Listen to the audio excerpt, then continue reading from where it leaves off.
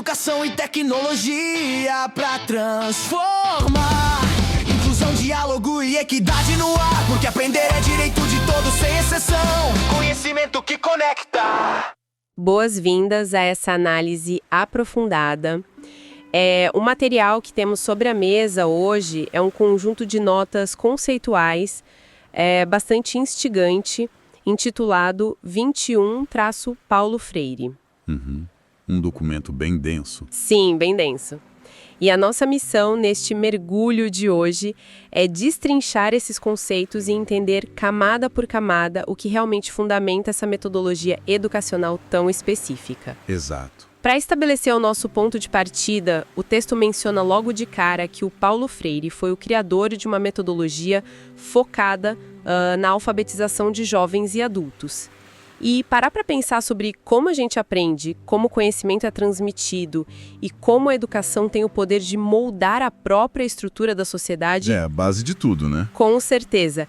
É sempre um exercício fascinante para quem tem curiosidade intelectual. Certo, vamos desvendar isso. Antes de começarmos a desbravar os detalhes e as engrenagens dessa metodologia, é fundamental estabelecermos uma premissa clara sobre a nossa abordagem de hoje. Claro, super importante. O documento que estamos analisando cita termos e conceitos que carregam fortes conotações políticas, históricas e sociais. Portanto, como guias deste material, o nosso objetivo aqui é puramente analítico e neutro. Perfeito. O foco é relatar, dissecar e compreender as ideias exatas contidas no texto original que nos foi fornecido. Isso significa que não estamos aqui para assumir lados, emitir juízos de valor ou endossar qualquer uma dessas visões políticas. A intenção é olhar para o documento como quem estuda a arquitetura de um prédio. A gente quer entender como as colunas sustentam o teto, mantendo uma lente estritamente observacional e imparcial. Um aviso de navegação perfeito e super necessário. E o motivo pelo qual esse nível de atenção é justificado é que compreender esses conceitos transcende a sala de aula. É algo fundamental para quem se interessa pelos mecanismos de transmissão de conhecimento na vida real. Sem dúvida. Entender como diferentes abordagens mudam a forma como as pessoas interpretam o mundo é um ganho de perspectivas gigantesco. Então, abrindo as nossas notas, a primeira coisa que salta aos olhos são as raízes teóricas. As fundações do método. Exatamente. O texto aponta para algumas influências bem específicas que baseiam o pensamento de Freire. O que exatamente encontramos aí? O documento lista duas influências teóricas primárias que servem de alicerce para toda a metodologia: o marxismo e a pedagogia crítica. E, lendo as notas, a gente percebe que essas não são apenas menções casuais. Não são apenas rodapés, né? Não, de forma alguma. Elas ditam a forma como o método enxerga o aluno. A presença do marxismo, dentro do contexto educacional exposto aqui, indica uma base teórica voltada para a análise das dinâmicas de poder e das estruturas materiais da sociedade. Pera, vamos pausar aí. Como o texto conecta uma teoria socioeconômica complexa como o marxismo com a prática de ensinar alguém a ler e escrever? Qual é a ponte que as notas constroem entre essas duas coisas? A ponte, segundo o material, é a visão de que o conhecimento funciona de forma muito parecida com o capital financeiro em uma sociedade de classes. Olha só! Nessa analogia implícita nas notas, o detentor do conhecimento, geralmente a instituição ou o professor, age de certa forma como quem detém os meios de produção. Enquanto o aluno entra nesse sistema sem nada, precisando trabalhar passivamente para receber pequenas parcelas desse conhecimento. O texto sugere que as condições materiais da vida das pessoas afetam diretamente o acesso à educação. Faz sentido. Se um adulto trabalha 12 horas por dia em trabalho braçal, a condição material dele exige um tipo de educação que reconheça essa realidade, e não um modelo escolar infantilizado. Olha só que interessante! Isso faz todo sentido quando a gente pensa no público-alvo, que são adultos já inseridos no mercado de trabalho, muitas vezes em condições bem precárias. E a segunda influência, a tal da pedagogia crítica, entra onde nessa equação? Ela entra como a ferramenta prática dessa visão. A pedagogia crítica, conforme descrita nas notas, é um modelo que simplesmente recusa a ideia de que o conhecimento é algo neutro ou um pacote fechado que deve ser entregue passivamente. Um pacote pronto. Exato. Em vez de apenas treinar a pessoa para ler uma placa ou assinar um documento, a pedagogia crítica busca questionar as origens das informações. Quem escreveu a placa? Por que o documento exige essa assinatura? É um questionamento constante sobre a quem aquele conhecimento serve. Então as notas sugerem uma fundação que não olha para a educação como a simples mecânica de decodificar o alfabeto. É muito mais sobre decodificar o ambiente ao redor. É bem por aí.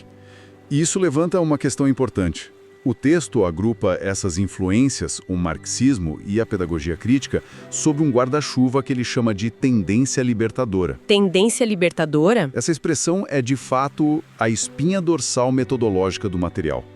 Na tendência libertadora, o processo educacional não serve para adaptar ou encaixar o indivíduo em uma sociedade que já existe e que talvez o marginalize. O objetivo é usar o letramento como um instrumento de emancipação para que a pessoa desenvolva a capacidade de pensar e agir de forma independente. Mas a própria palavra libertadora já carrega uma premissa muito forte, não acha? Com certeza, carrega muito peso. Se a metodologia se propõe a ser libertadora, o texto está inevitavelmente declarando que o estado anterior do aluno é um estado de cativeiro ou de restrição. É como se a educação tradicional mantivesse a mente da pessoa presa e esse novo método fosse a chave para abrir a fechadura. Essa é a interpretação direta do texto, sim. Mas para existir uma fuga, tem que existir uma prisão. O texto aponta o que seria essa prisão. Aponta de forma muito direta. E é uma crítica feroz.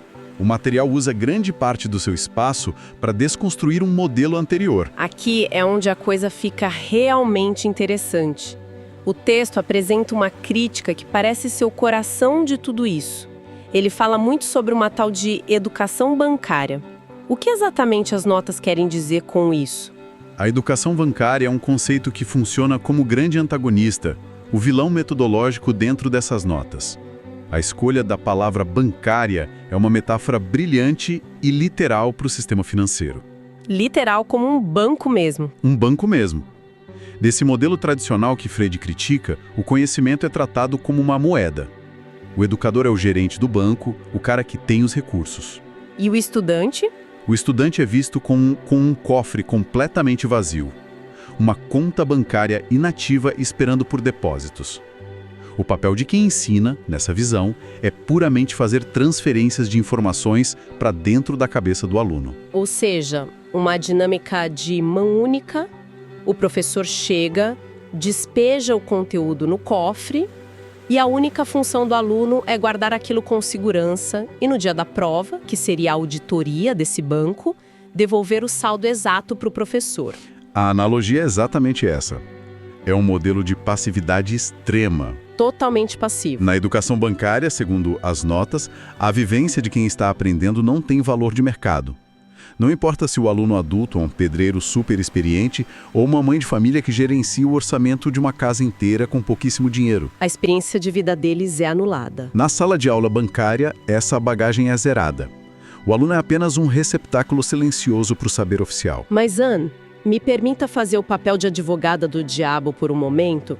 Pensando de forma puramente pragmática, não existem momentos em que o modelo bancário é, no mínimo, prático ou até necessário? Como assim? Tipo, se existe a necessidade de ensinar uma regra gramatical básica ou como o som de 2 sílabas se junta para um adulto que nunca foi à escola, não se tem que, de certa forma, apenas depositar essa regra primeiro para que a pessoa tenha as ferramentas básicas? Não dá para debater a regra do uso do H sem antes informar qual é a regra, certo? É um questionamento válido e muito comum. Mas a resposta do texto para isso é que mesmo nesses momentos fundamentais, a abordagem importa. As notas argumentam que separar a regra gramatical do sentido real da vida do adulto cria uma barreira cognitiva. Se a regra do H é apenas depositada, reforça-se a dinâmica de que o professor sabe tudo e o aluno não sabe nada, o que pode gerar desinteresse ou uma sensação de inferioridade. Entendi. A forma como a informação é entregue. Exato. A crítica do documento não é necessariamente contra ensinar regras, mas contra a postura de que o aluno é um papel em branco. Tratar um adulto com décadas de vivência como um cofre vazio é apontado no texto como algo que desumaniza e desmotiva. Entendi. A crítica bate forte na presunção de ignorância absoluta do aluno. E faz total sentido se a gente imaginar a frustração de um adulto que resolve problemas complexos de sobrevivência todo santo dia, sentando numa cadeira pequena para repetir frases sem sentido como um papagaio. É exatamente essa a imagem que o texto tenta combater. Então, para quebrar essa agência bancária, qual é o antídoto que as notas propõem? O texto traz como contraponto direto a educação problematizadora. O que é fascinante aqui é que a educação problematizadora não é apenas trocar o material didático. É uma mudança radical de postura intelectual. Como assim uma mudança de postura? Se no modelo bancário havia o emissor ativo, que sabe tudo, e o receptor passivo, que não sabe nada, no modelo problematizador, essas fronteiras desabam. A premissa central é que o conhecimento deve ser construído em conjunto. Ah, uma via de mão dupla. O educador não entra na sala de aula com respostas empacotadas para depositar. Ele entra com perguntas, com dilemas e situações reais a serem investigadas junto com a turma. A própria palavra problematizador entrega o jogo, né? Significa pegar a realidade e transformá-la em um problema a ser resolvido. Exatamente. O mundo cotidiano das pessoas em sala deixa de ser algo que fica da porta para fora e passa a ser o próprio material de estudo. O mundo não é apresentado como estático ou com aquela desculpa de que é assim porque sempre foi. Ele passa a ser algo moldável. Ele é apresentado como algo que pode e deve ser questionado. Isso força o aluno a sair da inércia de ouvinte e assumir a cadeira de investigador da própria vida. E, por outro lado, exige que o educador tenha a flexibilidade e a humildade de admitir que a vivência prática do grupo vai ensinar muito a ele também. Nossa, é uma virada de chave gigantesca. Sair da posição confortável de detentor do saber para se tornar um mediador do caos construtivo. Mas vamos trazer isso para o chão de fábrica, para a prática real. Como materializamos essa quebra do banco no dia a dia? As ferramentas práticas são essenciais aqui. Porque é muito bonito na teoria, mas as nossas notas listam alguns elementos cruciais para fazer isso acontecer de verdade. Um deles me chamou muita atenção, que é a valorização da cultura do aluno. E o outro é a ação dialógica. Vamos focar na valorização da cultura primeiro. Como isso opera? A valorização da cultura do aluno é o que ancora toda essa teoria na realidade. O texto defende que o processo de ensino não pode ser importado, não pode descer de uma torre de marfim acadêmica. Tem que vir do contexto deles. Para funcionar, o conteúdo precisa brotar do mesmo chão que aquele aluno adulto pisa todos os dias. Para explicar como isso se faz, as notas introduzem o conceito de temas geradores. Temas geradores. A nomenclatura sugere temas que geram alguma coisa. Imagina o interesse ou debate. Como eles funcionam na engrenagem da alfabetização? Imagina a situação de um grupo de operários da construção civil sendo alfabetizado. No modelo bancário, o professor usaria uma cartilha padrão com frases do tipo "a babá bebeu o leite" ou "o vovô viu a uva". Frases que não têm absolutamente nenhuma utilidade ou ressonância emocional para um homem adulto que passa 10 horas por dia batendo laje. Nenhuma ressonância. A carga cognitiva e o interesse despencam na hora. A abordagem dos temas geradores resolve isso mapeando primeiro o universo vocabular daquelas pessoas. Em vez de uva, a primeira palavra a ser estudada e decodificada silabicamente pode ser tijolo. Tijolo, uma palavra do dia a dia deles. Depois salário, depois sindicato ou ferramenta. A genialidade que o documento aponta aqui é que o aprendizado da escrita ganha tração quase que imediatamente, porque a palavra debatida carrega um peso real, uma carga emocional, cultural e de sobrevivência. Faz todo sentido. Ao debater o preço do tijolo ou a dificuldade do transporte público, a pessoa sente necessidade de aprender a escrever e ler essas palavras. O tema gera a vontade e a urgência do aprendizado. Nossa, isso muda tudo. A alfabetização deixa de ser aquele processo mecânico e tedioso de memorizar consoantes e se torna quase um mapeamento da própria vida da pessoa no papel. Exatamente. Ganha um propósito imediato. Eu imagino que o brilho no olho de quem aprende a ler a palavra que define a sua própria profissão seja algo indescritível. Mas para debater tijolo ou salário, é preciso comunicação e não um monólogo. É aí que as notas trazem com tanta força a ideia do diálogo. Com certeza, o diálogo é literalmente a tecnologia de transmissão desse método. O documento usa a expressão ação dialógica, e a palavra ação não está aí por acaso. Não é só jogar conversa fora, então. Não estamos falando de um bate-papo descontraído no início da aula para quebrar o gelo. É o diálogo como motor da metodologia. Sem a ação dialógica, a tentativa de usar um tema gerador falha e volta a ser educação bancária, onde o professor pega a palavra tijolo e dá uma palestra sobre ela. Ah, claro. Vira um depósito de conhecimento sobre o tijolo. A ação dialógica exige que a turma fale, que o conhecimento sobre o tijolo venha da experiência deles, enquanto o educador medeia como isso se traduz nas letras e no papel. É uma troca horizontal profunda. Essa horizontalidade que foi mencionada agora parece ser o maior desafio de todos. Destruir a ideia de que o professor está num palco e os alunos na plateia. É o mais difícil de implementar na prática. Se o foco é a ação dialógica, o conhecimento flui em formato de teia, conectando todo mundo. Então, o que tudo isso significa? Qual é o destino final dessa viagem? Aonde o método quer chegar, né? Isso. Se a gente joga fora o sistema bancário, traz os temas geradores, senta em roda e aplica a ação dialógica, o que as notas dizem que acontece no final?